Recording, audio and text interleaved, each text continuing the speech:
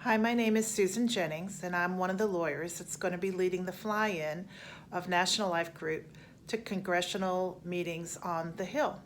And a lot of you have been asking questions about the meeting and how it's going to proceed. Is it black tie? No, it's not black tie. Uh, you should, however, bring very comfortable shoes. There is a lot of walking. I would suggest no heels for women unless you're very comfortable walking in heels, and absolutely no new shoes. Dress code on this trip will be business attire. Men should wear jackets and ties, doesn't necessarily have to be a matching suit. On the 12th night, where we have dinner at the house, it will be a room in the Capitol, and we are expecting Representative Marchant to be in attendance. The next day, we will be doing a brief overview of our issues with two experts, one from NATSA and one from the AALU, after which time we will go over to the Hill to start our lobbying. There is an unusual opportunity that we have on September 13th, and it will be for some of the Texas members. Senator Cornyn is having a coffee for constituents at 9:30 that morning, so it will be a bit of a hustle, but we're going to take some of you over to his coffee.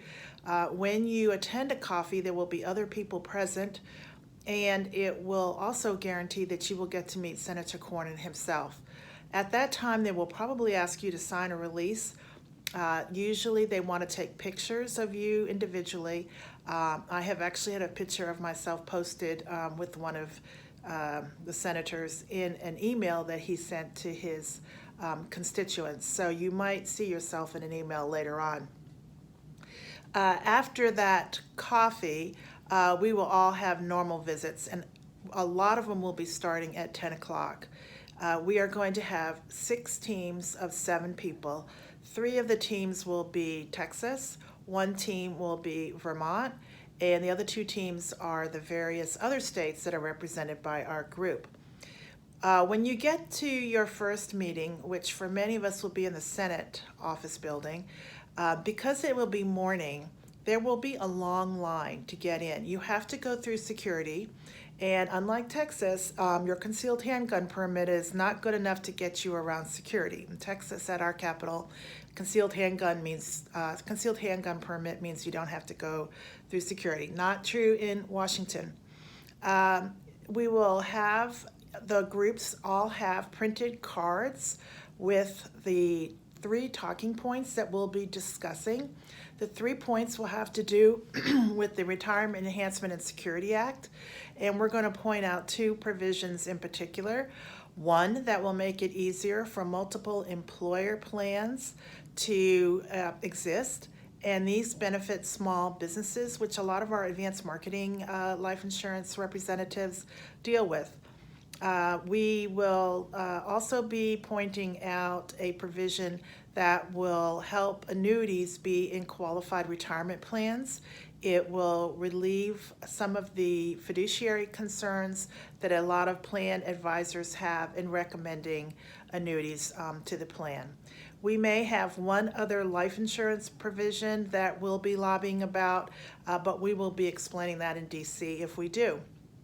So you'll have a laminated card with your talking points, and then you'll have 2 leave behinds.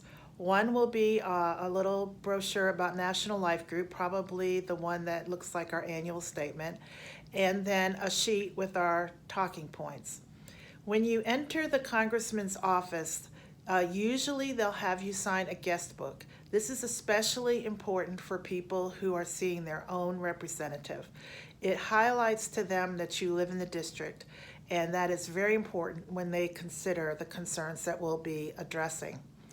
After you sign the guest book, you might be asked to wait for a while. Oftentimes, these representatives are not on schedule. And this will be a really good time to also point out it's very difficult to meet with your representative in person. That's one reason we're taking advantage of Senator Cornyn's coffee. Most of the time, you'll be meeting with staff members, and these staff members are usually under 35 years old. And you may think, why in the world am I all the way here in Washington to talk to such a young person about such a serious issue? Believe it or not, these are the people who actually run the business at the Capitol.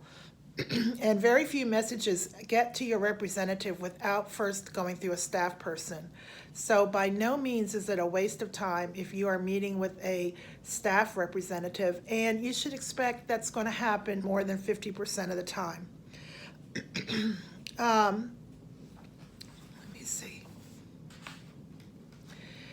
When you leave, after you've had your little visit, you should, of course, thank whoever you meet with. Again, don't be surprised if you're asked to take a photo, especially if you've met with a representative. Representative Pete Sessions is my representative, and there are 6 other people in our group who are represented by him. And even though I go to his office at least once a year, every time I'm there, he wants to take a picture. Usually, you will get that picture in the mail after the visit. Excuse me.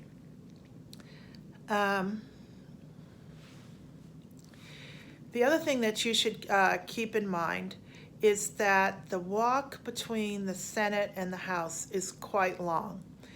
If you've not been to DC and only seen pictures of the Capitol, first of all, it's much bigger than you think. And in order to get from the Senate office buildings to the House office buildings, you have to cross that entire green of land that is in front of the Capitol. It is not possible anymore to use the tunnels that are in existence between the Senate and the House.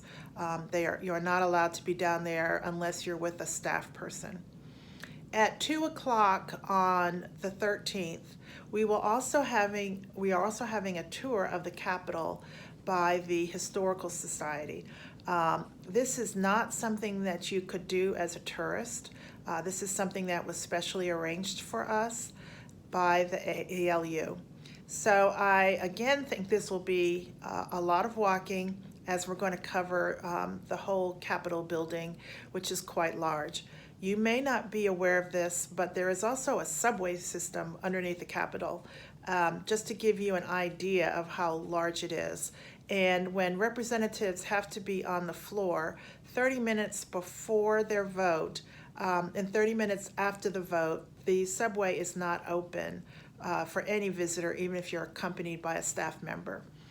The other thing that might happen is you may be visiting with a representative who can't get off the floor and back to his office. So on rare occasions, you may have to meet in a committee room or somewhere closer to the actual floor of the Senate or the House, in which case you're usually walking at a very quick pace with someone from the office because the representative is taking time to get off the floor to talk to you in person. So I'm looking forward to a great time. I hope this answers some of the questions you're worried about. If there's anything else you'd like to know, please contact myself, Greg Woodworth, or Keith Jones.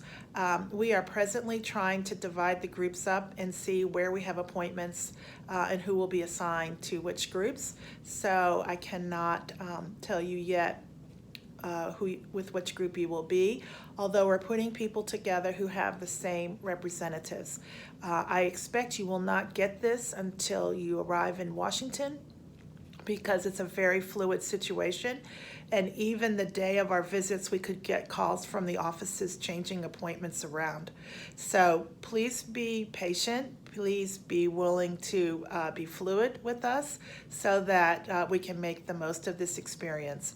And I hope at the end of this experience, you'll learn a lot about how easy it is to affect government relations.